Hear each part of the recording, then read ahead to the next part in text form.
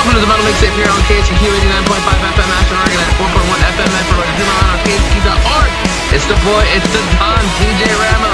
Tonight, it is a special night because we're going to talk to somebody that I've been listening to since I was 14 years old. Now I'm 34. I have a kid that's going to school, and now I get to talk to Travis Miguel from Fake Figures and Atreyu. What is up, my friend? Not much, man. Just chilling. How you doing? Dude, I'm doing great, man. I'm just, when I got the email, said that you were doing some press, man, I got super excited because, it's crazy how fast life passes by. And then you get to run into people that you've literally been like idolizing and watching for years. So I'm really excited that we get to talk about your project Fake Figures and just talk about you, man. Awesome, man. Yeah, thanks for having me. Yeah, of course, dude. So Fake Figures, I actually didn't know you were in a second project until I listened to your song Miasmatic. I dove in really deeply and listened to Something Deadly as we drift, and you've been out with this band for like 13 years now, just about, which is absolutely incredible because I've followed you guys for a long time. And first of all, man, is it hard balancing two projects, man? That you just seem like you're always touring, you're always doing shows. I see you're recording videos. Like when do you ever have time to breathe? Well, yeah, I mean, Atreyu obviously takes up a bulk of my time. The Fake Figures thing, it's a passion project for the most part. So we do it whenever we do have the time for the five of us to like get together and jam. So, yeah, I mean, unfortunately it's kind of, those opportunities are a little few and far between, but when they do arrive, we definitely capitalize on it. I love it, man. I love it. So, one of the things I was thinking about while listening to this new music and everything, it's like, what kind of switch did you change in your head when you wanted to do, Fake Figures? And because obviously the style of writing's a little different than it is in Atreyu. With Fake Figures, what type of sound were you guys trying to capture? Because, listening to your old stuff, it was really brutal, really heavy. Now it's just like really catchy, great rock and roll elements, but it still has that metal, like having this passion with this project. What were you guys trying to strive with the sound? When I pick up a guitar to write, I don't really have any kind of set game plan in mind. I just kind of keep playing until I hear something I like. So yeah, I mean, it's not like we before we get together, it's not like, okay, we got to write an EP or an album that sounds like this, or it's got to sound more like that. It just, whatever comes out, comes out. I don't put a whole lot of thought into it. I just kind of put blinders on and just play. Dude, that's awesome. So, how did you come about, getting in, all these amazing bandmates? Because I know there's people playing in different projects, and also, I was looking into how Steve Ludwig was your drummer, and now he's singing vocals badass for you guys. Like how did that whole transition happen, and how did you get all these awesome members in this project? We've kind of had a revolving door over the years, but with this lineup, yeah, like you said, Steve moved up from behind the drum kit up to the frontman spot. We parted ways with our original singer a couple of years ago, and it just made sense for Steve to take the role as the frontman. I mean, he's an amazing drummer. He's an amazing singer. Like the dude's musical talent is, pretty undeniable. So it was a case of, instead of just getting a complete stranger to fill the role, let's just get Steve up there. And we also have Matt Horowitz on drums now, and he did a lot of time in the Orange County scene. I mean, we all have, really. It's all basically just a bunch of dudes from Orange County, who have done their time in the Orange County scene at some point or another. So a lot of our circles of friends overlap, which is, it's a good thing. It's a good networking, a good place for networking. Um, so yeah, we have Matt Horowitz, who's played in Adamantium, 18 Visions, a bunch of other bands. Jeff and Bob, our guitar player and bass player, were both in Scars of Tomorrow. And Steve, our singer, was in Nations of Fire, and As Night Falls. So, I mean, we've all kind of been in and around the Orange County scene. So, yeah, I mean, we all kind of share the same, I guess, musical tastes, and we have the same, we're all on the same page, basically. Dude, that's awesome. That's badass, dude. I know it's really awesome hearing this project because like I've always been a fan of your songwriting, so I just feel like I get a lot more Travis out of all this. Awesome. Yeah, no, man. I just like I said, man, I've been following you your career for a long time, and it's crazy how fast life passes by, and sometimes like things go back in the middle. I remember the first time I ever saw you guys, it was like a Taste of Chaos, and I believe it was like you guys, Bullet for My Valentine, Avenged Sevenfold. I think Bless the Fall was there. I Yeah. wasn't sure. I think that was 2008, 2009. Yeah, it was absolutely insane, man. And so much passes by, and so hearing Fake Figures is absolutely a breath of fresh air. Miasmatic, amazing song. Is there an entire album that's going to be released with these singles? As of right now, no. We just released this EP From Within. Was it last week?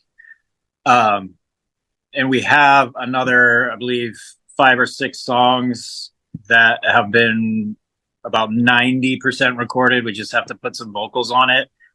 The hard part is, I mean, everybody in the band has, 9 to 5 jobs, or they've got, the wives and kids and stuff like that. So life kind of gets in the way.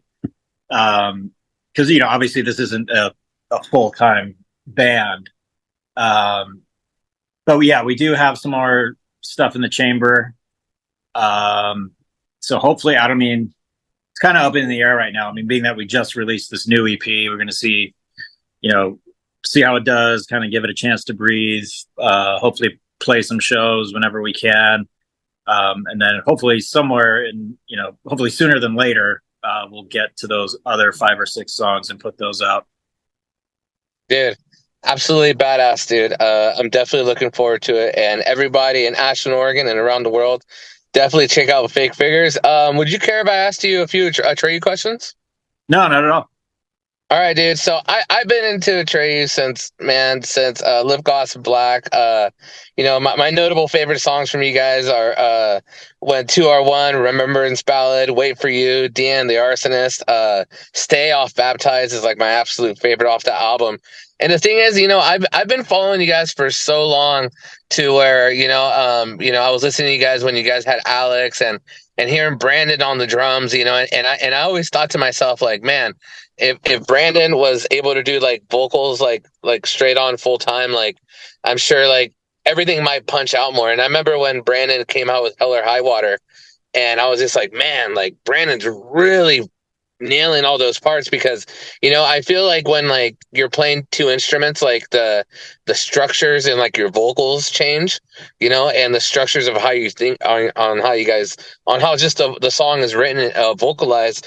And when you guys parted ways with Alex and you guys just had Brandon up front, man, I thought it completely changed the way you guys performed on stage, man. How was the transition between putting Brandon up front and having Mark do all of the older parts that Alex used to scream on? It was pretty seamless. Like you said, like Brandon with Hell or High Water, he had already kind of had, I guess, if you want to call it practice, being the front man. of a band. So yeah, I mean, he just naturally I guess gravitated toward it, and he pulled it off with flying colors. And Porter, our bass player, formerly known as Mark. Yeah, I mean, again, all of it was just a very natural progression for us. It didn't take a whole lot of thought.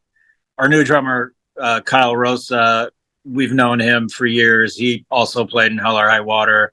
Yeah.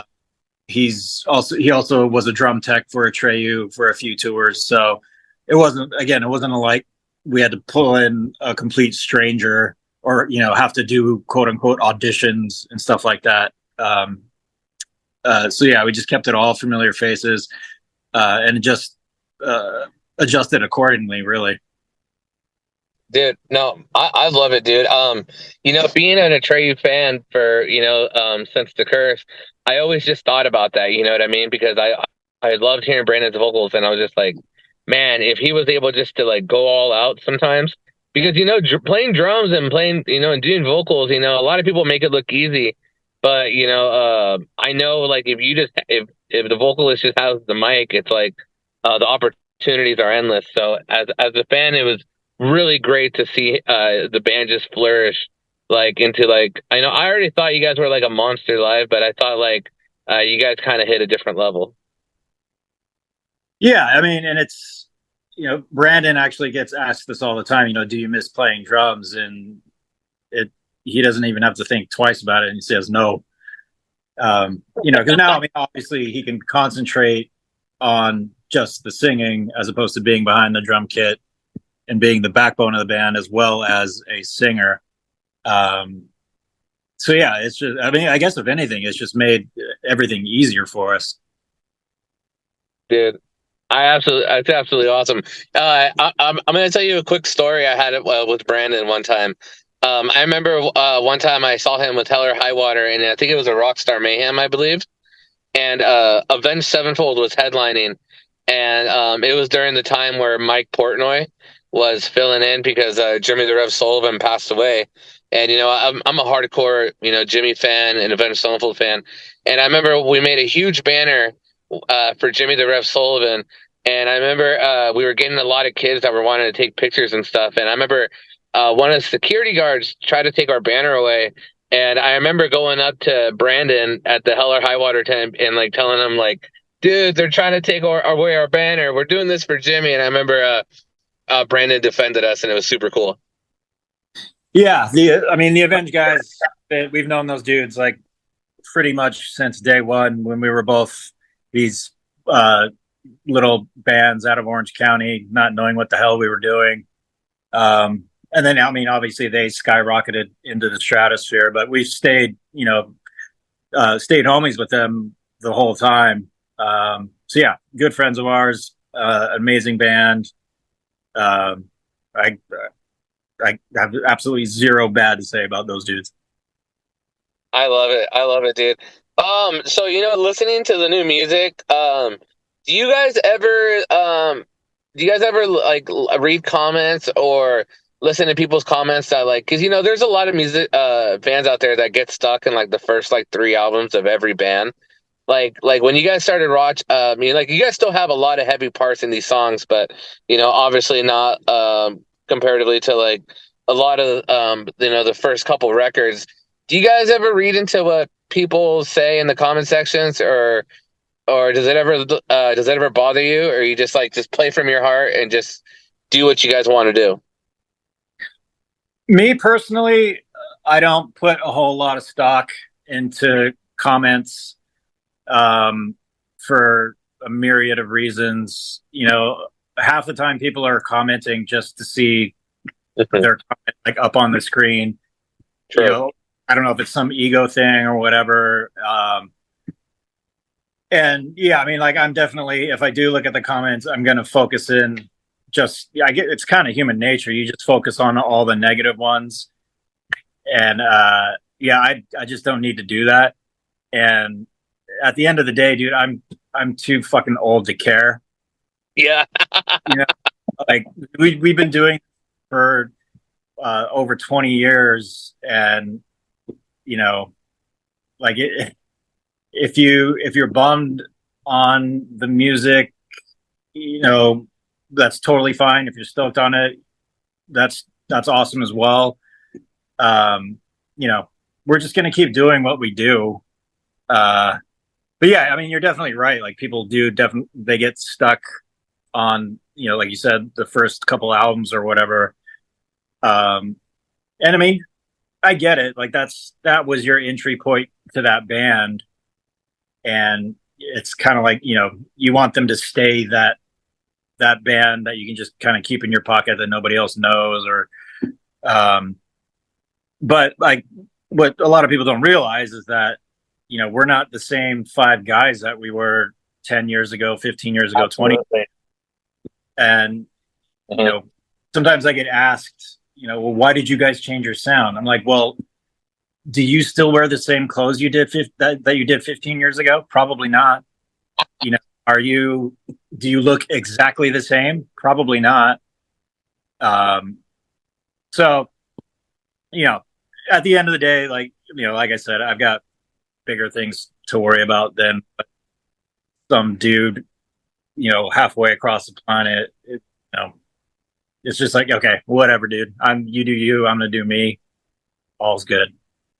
Dude, I 110% agree, dude. I always talk about this, like, 'cause I do a radio show and I talk about records, and people always complain, and it's like, dude, like, people grow up, and like you said, we're completely different individuals, and our emotions change. Some of us are happier now, and it's like, dude, it's completely different. And also, it's like, one thing I loved about bands just changing sound, and maybe you guys changing your sound a little bit, is that, like, you're constantly able just to release fresh music.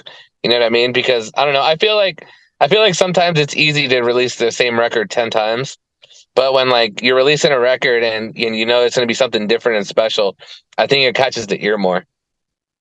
Absolutely. Um, you know, if we were to keep writing the same record over and over and over again, that means we'd be most likely be touring with the same bands over and over again, playing the same places over and over again. That's what they call just spinning your wheels.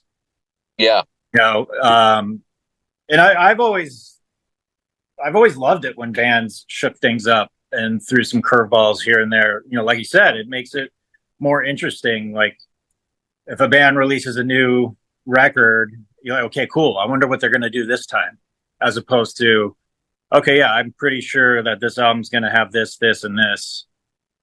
But then again, like I said, some people like the safety of knowing what they're getting into, and that's totally fine. I get it. But we're just not that band. I dig it, brother. I dig it, dude. I'm gonna ask you three quick questions to end the interviews, because I know you have a busy day. I got a busy day. I got to go hang out with my girlfriend and go do, and I have to go back to work too. um, so, my first question is, Alex, he's in a new project called Dead Icarus. Have you listened to Dead Icarus a lot, at all? Yeah, I've heard a little bit of it. Oh, what do you think about it? Are you guys still in touch, like friends with him at all? Because I've read the comment section, and I've only heard nice things. He's always like defending the time. He always says great times that you guys had. I haven't heard one negative thing yet. So do you guys still keep in touch? And what do you think about his new stuff? I think his new stuff is absolutely sick. And I'm 100% stoked for him. We haven't had much contact with him lately. Obviously just because, we've been so busy, like we've pretty much spent all of 2023 on the road, as well as being in the studio and writing here and there. But yeah, like I said, I'm totally stoked for him. Oh, dude, I love it, dude. That makes me feel good, man. So you guys did that song for Underworld. You know, Right. did you guys ever get to meet Kate Beckinsale? Um, not officially get to meet her. We got invited to the Hollywood premiere of the movie. So we got to walk the red carpet and do all that. And like, none of the paparazzi knew what the fuck we were doing there. And same can be said about us. We had no idea what the hell we were doing there. It was cool though. It's kind of like a bucket list thing, I guess, to go to a Hollywood premiere. But then after the movie, we got invited to this. It was like an after party kind of thing at this super like schwanky bar in LA, and so we were just kind of hanging out, and Kate Beckinsale was there, and I was probably about like, I don't know, 30 feet from her, maybe even less. And yeah, I mean, I've never felt more ugly in my life. Like I could have swore I just like saw a gold aura around her. So she is beautiful in real life. I love it, dude. Last but not least, before I let you go, can you say this is Travis from Fake Figures and Atreyu, and you're listening to the Metal Mixtape? Sure. Hey, what's up, everybody? This is Travis Miguel from Fake Figures and Atreyu, and you're listening to the Metal Mixtape. Travis, this is a long life dream of mine, dude. I can't wait to see Atreyu again. Like I said, I'm 34, dude. I've been looking up to you guys since I was 14, and this is the dream come true. Thank you so much for giving me the time of day. I can't wait to keep promoting this interview with Fake Figures and just talk about Atreyu and your whole life. You've been great, man. Thanks for being one of those people that, when they say you meet your heroes, because you're totally rad, dude. So thank you. Oh, man. Thank you very much. Thanks for having me. All right, brother. I'll talk to you later, man. Cheers, late. Chase.